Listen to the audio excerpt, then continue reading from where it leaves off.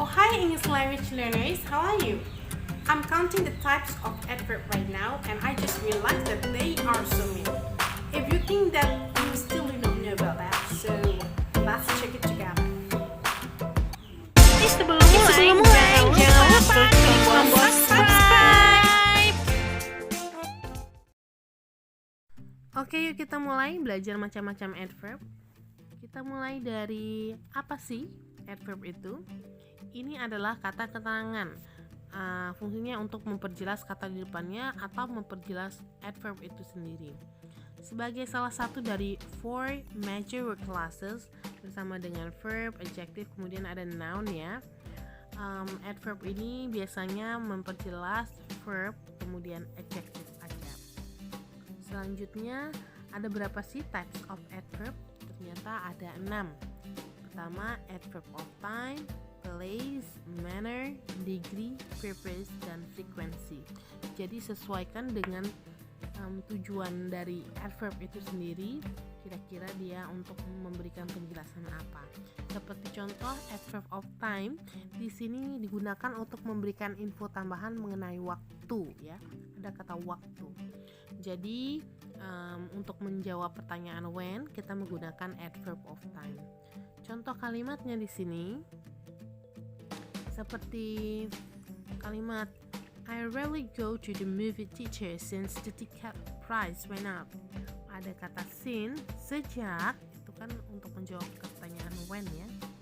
Dan kemudian ada I can finish all of my tasks and go home early.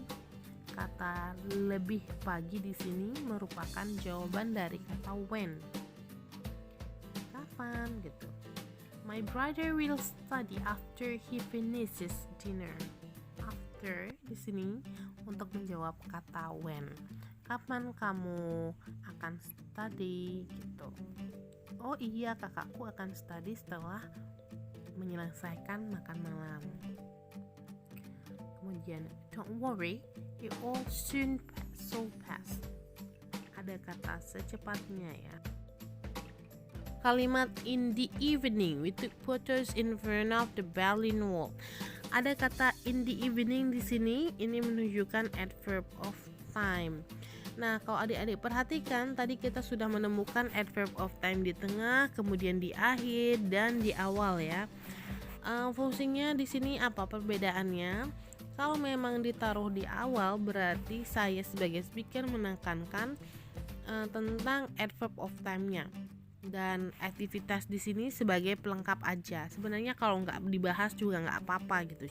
Cuma untuk memperjelas aja gitu ya.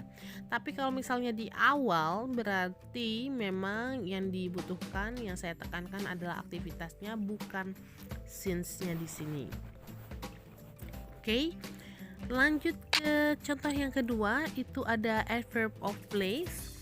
Ini merupakan kata bantu yang digunakan untuk memberikan tambahan informasi mengenai tempat sebuah peristiwa terjadi. Ada kata untuk memberikan informasi tempat ya, untuk atau menjawab pertanyaan where.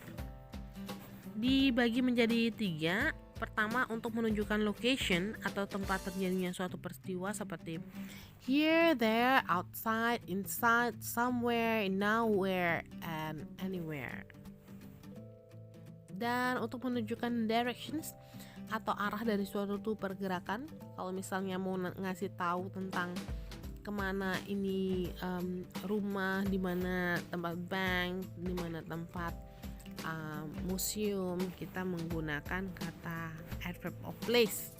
Contohnya up, down, north, south, backwards, and around. Terakhir ini untuk menunjukkan distance atau jarak ya dari suatu lokasi.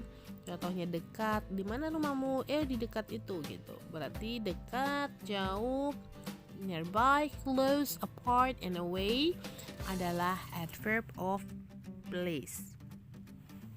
Put that jar above the cupboard along with the other empty jars. Contohnya di sini dengan above sebagai adverb of place-nya ya, di atas lemari.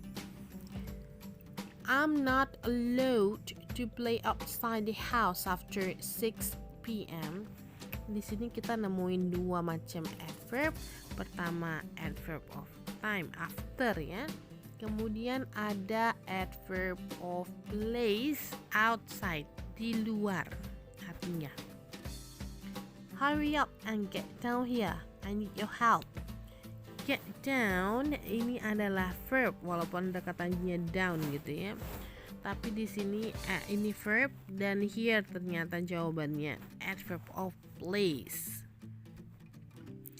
Next ada adverb of manner untuk menjawab pertanyaan how, dan ini menjelaskan bagaimana suatu peristiwa itu terjadi. Bagaimana sih dia dapat kerjaan? Bagaimana? Contohnya ini bisa diletakkan di awal, tengah maupun akhir ya. Contohnya loudly Selena sings. Selena loudly sings dan Selena sings loudly. Tapi adik-adik perlu ingat kalau untuk kata fast, hard, well, dan badly ada 4 kata nih, hanya bisa diletakkan di akhir kalimat saja ya. Jadi sekali lagi perlu diingat, fast, hard, well, dan badly diletakkan di akhir kalimat saja. Contoh kalimatnya, anything you can do, I can do better. Kata better di sini lebih baik, itu adalah adverb of manner. Bagaimana? Oh iya, aku lebih baik. My sister and I are always late because she drives very slowly. Ada kata adverb of manner-nya slowly ya. Kemudian she painted the whole scenery beautifully. Di sini beautifully dengan cantik, dia melukis scenery. I think I did the task well, dengan baik. Dan she inadvertently lost the dog.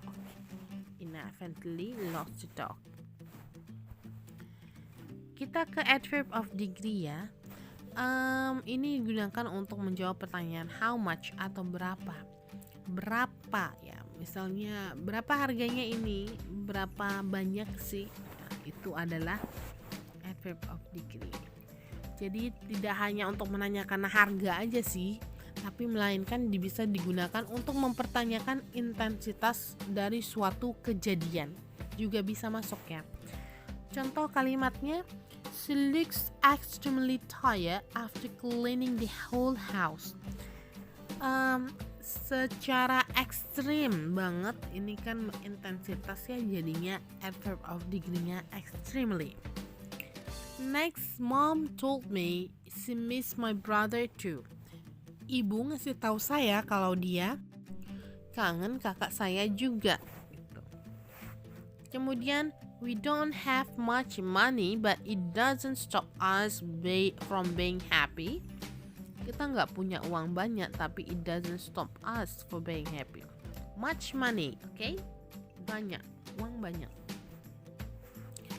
Kemudian sometimes love isn't enough. Kadang-kadang cinta itu nggak cukup. Kecukupan ini intensitas. Kemudian the technician wiped the data in my hard drive entirely. It could not be restored. Ada kata secara penuh, secara keseluruhan, entirely. Kita akhirnya nyampe ke adverb of purpose ya. Ini untuk menjelaskan tujuan atau alasan, menjawab pertanyaan why. Contohnya to, for, because, so that, therefore. Contoh kalimatnya supaya lebih dipahami. She watched YouTube to improve her English skills ya. Ada kata to untuk meningkatkan English skills. Jadi to di sini adalah purpose. Selanjutnya, I went to Bali to visit my nephew. Ada 2 kata to di sini tapi berbeda arti ya. Kalau misalnya to Bali artinya ke Bali, tapi to visit my nephew artinya untuk mengunjungi sepupuku, baru berarti to yang di visit adalah adverb of purpose. Jadi harus ditentukan ya konteksnya itu apa. My mom gave me some money so that I can buy new book. So that di sini untuk menjelaskan purpose. Jadi aku bisa beli buku baru karena dikasih uang sama mama. Adverb of frequency digunakan untuk menjawab seberapa sering frekuensi kegiatan yang dilakukan oleh seseorang. Dad usually doesn't drink alcohol, but occasionally he does. Selalu, biasanya ya. Next, I rarely participate in family occasions because I don't have any peer I can talk to. Saya secara jarang ini menjelaskan frekuensi kegiatannya. Kemudian my parents frequently check up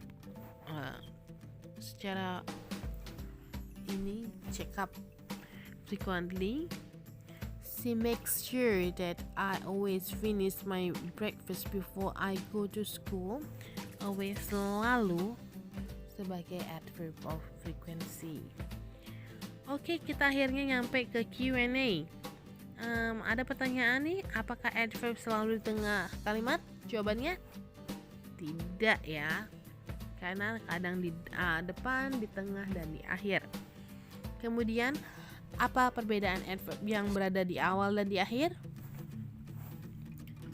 Oke, jika di depan penekanan kalimat ada pada adverb, dan jika di belakang berarti penekanannya berada di aktivitasnya. Selanjutnya, adverb apa yang berada di akhir kalimat? Adverb apa? Betul, adverb seperti fast, hard, well, and badly.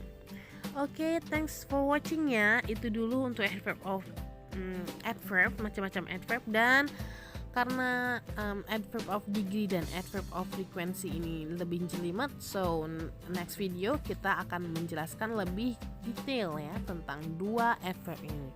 Thank you. Wassalamualaikum warahmatullahi wabarakatuh.